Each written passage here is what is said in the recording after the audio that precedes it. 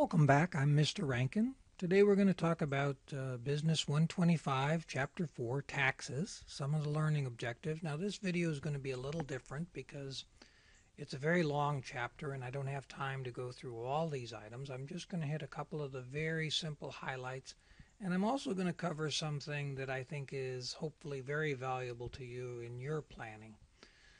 So the book talks about 6 learning objectives. You can read through the book. They're the PowerPoints to understand all of them.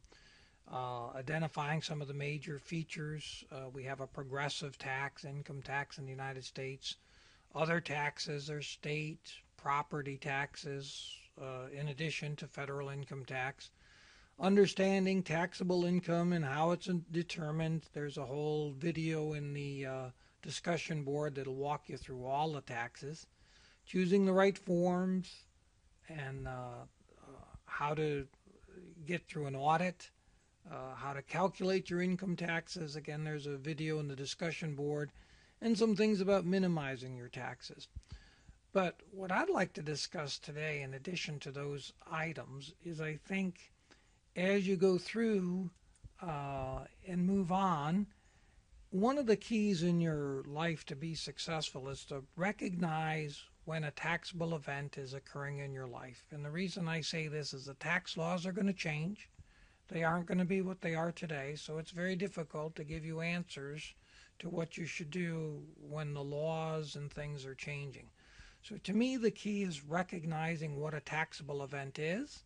And when you have a taxable event in your life, recognize it and do the research to make sure you minimize your taxes. So a taxable event is just any event or transaction that results in a tax consequence. In other words, taxes owed or dues.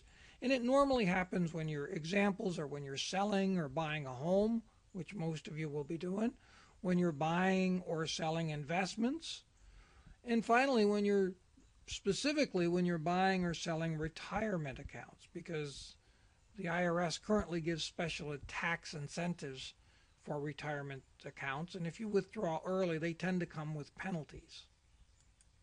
So the reason for this is the tax laws are changing.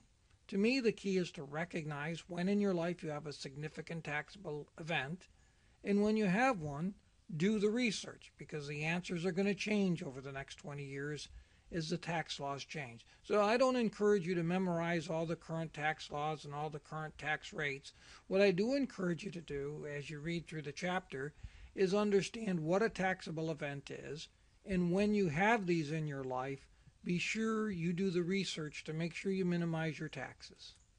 So let me give you a simple example of what I'm talking about so that you get a little understanding of how large these consequences can be. Let's say Tom, age 55, wants to buy a retirement home a vacation home at the beach. He withdraws $50,000 from his 401k retirement plan to help fund the purchase. Sounds very innocent, right? But let's think about what the tax consequences of this event are. First of all, he gets the income of the sale of the $50,000. He has to pay tax on that income because it's income to him. And let's assume he's in the 33% marginal tax bracket, so that's $16,000.